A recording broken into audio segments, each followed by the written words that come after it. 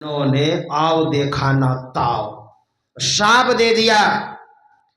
हे प्रताप भानु अरिमर्दन, हम लोग अगर मांस खाएंगे ना, हम ब्राह्मण, तो हमारा धर्म नष्ट हो जाएगा, भ्रष्ट हो जाएगा, हम पथभ्रष्ट हो जाएंगे, हम नरक में चले जाएंगे। और हम लोगों को आदर सहित ससम्मान बाइज्जत आमंत्रित करके और मांस परोस दिया। हम ब्राह्मण हैं, तुम सब परिवार राक्षस हो जाओ। और उसी समय आकाशवाणी होती है, ए ब्राह्मणों, आप लोगों ने शाप तो दिया मगर सोच करके नहीं दिया, विचार करके नहीं दिया। अरे इसमें प्रताप भानु अरिमर्दन, इन लोगों की कोई गलती नहीं है। वो तो कपटी राजाओं ने, जो राजा पराजित हुए थे, उन लोगों ने ऐसा किया है।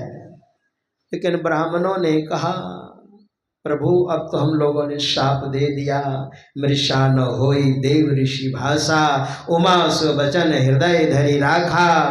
अब तो वाणी निकल गई, अब तो हम लोगों ने शाप दे दिया।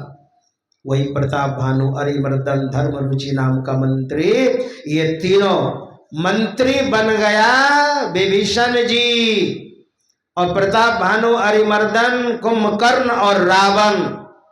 तो मैंने उस रामायणाचार्य से कहा, आपकी उम्र कितनी है? अब मैं पूछूंगा आपकी उम्र, क्योंकि शिष्टाचार खिलाफ है ये, लेकिन मैंने पहले आपसे क्षमा मांग ली है।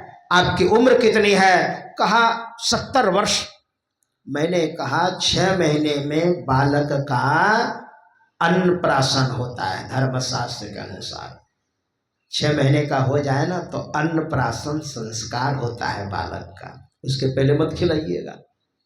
तो आपकी उम्र 70 वर्ष है, तो 69 और 6 यानी 69.5 वर्ष से जो आप मांस मछली खा रहे हैं, आपका धर्म सुरक्षित है।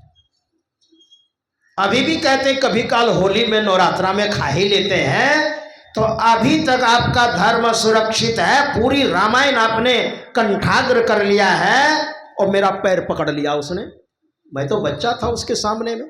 कहा महाराज रामायण तो पढ़ता हूं, लेकिन ये दिमाग में कभी हिट नहीं किया। मैं सब जानता हूं, लेकिन ये मन में कभी हुआ ही नहीं है। महाराज मैं आपके संप्रदाय में अब दीक्षा लूंगा। हाँ, याद आ गया, 1995 ईस्वी की ये बात है, जो गोड्डा हरिपुर गैरबन्ना में अखिल भारती हुआ था, उस समय की बात है। कितने वर्ष हो गए? इधर 26 और उधर 95 की बात बता रहा हूं, उधर 7 जोड़ लीजिए। और दीक्षा लेने के लिए लाइन में खड़े हुए पूज्यपाद बाबा साई स्वामी जी महाराज से, मैं वहीं पर था, बहुत कम उम्र। माला लेकर के, प्रसाद लेकर के, और उसी समय फोन आया, क्या उनके रामायणाचार्य के पास, अगर समधी साहब का मुंह देखना है तो जल्दी से आ जाइए, नहीं तो मरा हुआ मुंह देखिएगा। वो बांग्ला में कहावत है, कोपाले घी नहीं तो ठोक ठोकाले होबे की, नेपाल जा भोपाल जा कोपाल साथे ही जावे। नेपाल जाइए चाहे भोपाल जाइए, अरे जब मस्तिष्क में घी नहीं तो हथौड़ी ठोकने से घी निकलेगा। वहां से माला और प्रसाद लेकर के चले समधी साहब का मुंह देखने के लिए, और दुनिया से खुद अलविदा हो गए, दीक्षा भी नहीं ले पाए। श्री सदगुरु महाराज जी की पूरी रामायण याद कर लेने से क्या होगा। इतने बड़े रामायणाचार्य, इतने बड़े भक्त, लेकिन इतनी सी बात दिमाग में नहीं आई। आज भी लोग रामायण पढ़ते हैं खूब, और एकदम दिए रखे हैं, खा रहे हैं। क्या हुआ? महिष खाए अरु मदिरा पाना, गर्जा बजरा घात समाना, खा रहे हैं। आपका धर्म सुरक्षित है क्या? अब बताइए। उसी तरह विभीषण जी इतने बड़े भक्त, लेकिन हृदय में कभी भगवान श्री राम को अंदर नहीं देखा, यानी आत्म साक्षात्कार नहीं किया। स्वप्ने सोन राम हिया हेरी, इसलिए तो कह रहे हैं पैर में जूते नहीं है प्रभु, और रथ है। मामूली बात है रावण को बस में करना। काया गढ़ कनक मन रावणा मद है, मन ही रावण है कुंभकर्ण। कुमति कुंभकर्ण मद मस्त माता। और हमारी जो कुबुद्धि है ना, यही कुंभकर्ण है। बोलिए आप। कुंभकर्ण कोई मामूली नहीं था, इतना बड़ा शरीर था ना, ब्रह्मा जी को डर लग गया था हमारी सृष्टि को चौपट कर देगा अगर ये जिंदा रहा तो। इतना बड़ा शरीर था। तो कुमति, हमारी जो कुमति है ना, सुमति कुमति सब के उर रही, नाथ पुराण निगम यस कही। जहाँ सुमति तहाँ संपत्ति नाना, जहाँ कुमति तहाँ विपत्ति निदाना। सबके अंदर सुमति और कुमति रहती है ना, यानी सुबुद्धि कुबुद्धि। कुमति कुंभकर्ण मदमस्त माता, दरिया साहब कहते हैं। मेघनाद गर्व है, और मेघनाद जो है इंद्रजीत रावण का बेटा, वह गर्व है। हमारे अंदर जो अहंकार है ना, यही मेघनाद है। मेघ की तरह नाद करता था वो, देवता लोग डर जाते थे। मेघनाद गर्व है, गरजी बातें करे, सुन बेमूढ़ फिर होत पाता। भक्त भविखना भरम जाके नहीं, वो तो भक्त है विभीषण जी। और कैसा भक्त है अभी मैं बता ही रहा हूं।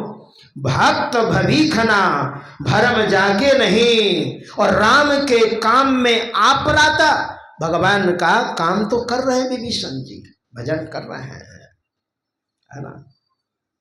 1989 में बांका जिले में अखिल भारतीय हुआ था, 1989 में। और जगह का नाम थोड़ा भूल रहा हूँ मैं, बता दूंगा याद आएगा तो। बांका जिले में अखिल भारतीय हुआ था 1989 में।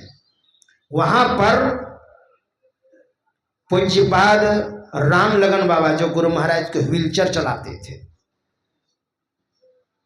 व्हीलचेयर, तो जब डेरे पर आए पूज्यपाद भगीरथ बाबा और सब महापुरुष बहुत, तो पूज्यपाद राम लगन बाबा ने पूज्यपाद भगीरथ बाबा से पूछा, प्रश्न किया।